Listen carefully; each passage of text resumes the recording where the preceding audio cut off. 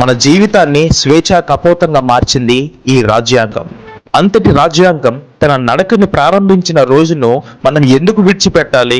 రాజ్యాంగం మన దేశానికే వెన్నుముక్క. మంచి చెడులను వివరించి సరైన మార్గంలో నడిపేదే ఈ మహాగ్రంథం. అంతటి పవిత్రమైన రాజ్యాంగం మన దేశంలోకి వచ్చింది 1950 జనవరి 26న. అప్పటి నుంచి మనం ఈ గణతంత్ర దినోత్సవ వేడుకలు జరుపుకుంటున్నాం.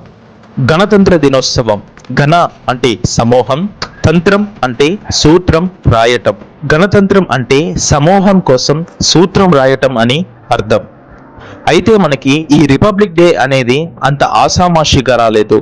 1930 జనవరి 26వ తేదీన బ్రిటిష్ ప్రభుత్వం భారత్ నుండి వైదొలగాలని, భారత్ సంపూర్ణ స్వరాజ్యంగా మారాలని అప్పటి కాంగ్రెస్ అధ్యక్షుడైన జవహర్లాల్ నెహ్రూ లోహర్ కాంగ్రెస్ సమావేశంలో త్రివర్ణ పతాకాన్ని ఎగురవేశారు.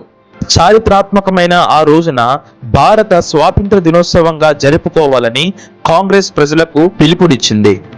త్రివర్ణ పతాకం మధ్య తెలుపు వర్ణంలో అప్పుడు రాట్నం చిహ్నం ఉండేది. ఆ పతాకాన్ని మన తెలుగువారైన శ్రీ పింగళ వెంకయ్య గారు రూపొందించారు. అంతకుముందు 1929 డిసెంబర్ 31వ తేదీన నెహ్రూ ఈ పతాకాన్ని లోహార్ నగరంలో ఎగురవేశారు.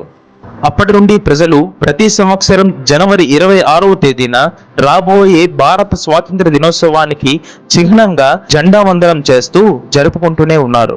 To give a start to the campaign, January 26, 1930 was observed as Independence Day. Of course, అప్పటికి మనకి స్వాతంత్ర్యం రాలేదు.